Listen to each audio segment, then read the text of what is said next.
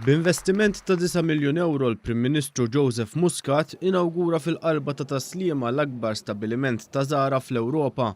B'dan l-investiment l-att ta' ħaddiem aktar minn se jirdoppja tant li minn 80 ħaddiem se jiżdiedu għal 175. Il-kumpless mifrux fuq 7 sulari jinkludu 5 sulari ta' ħwienet u 2 sulari oħra ta' uffiċini u maħżen.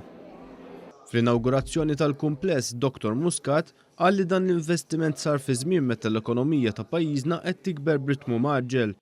Il-kap eżekuttiv tal-grupp Charles Borch qal li dan l-investiment sar minħabba l-fatt li l-ekonomija qed tikber brata maġla.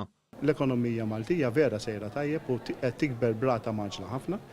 L-aħjar tkabbir li l-aħħar statistika li ħarġet turi biċċar li hija l-aħjar tkabbir li hawn fl-Ewropa. Naturalment, għamlinna kuraġġ il-fatt li l-ekonomija sejra tajjeb. Kieku l-ekonomija mhix sejra daqstant tajjeb, konna naħsbu ftit ieħor jekk nikkonsidrawx ninvestu jew le, jew nkella addirittura nagħmlux l-investiment kollu jew le. Id-direttur tal-kumpanija John Zarb qal li dan it-tkabbir sar minħabba li l-kompetizzjoni fis-suq lokali qiegħda tiżdied. Il-kap eżekuttiv fis-Sur Charles Borch qal li dan l-investiment kien imħeġġeġ mill-ogħol uffiċjali tal-kumpanija fi Spanja.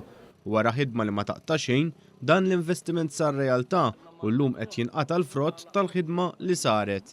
Fl-ewwel ġimgħa u nofs li għandna miftuħin, rajna return sodisfaċenti ħafna, rajna nies qed jikkonkorru, rajna nies li qatt ma kienu jixtru minn Zara issa jikkonsidraw ukoll għax kif għadlek qabel għandna l-firxa sħiħa tal-ħwejjeġ li huma jipproduċu.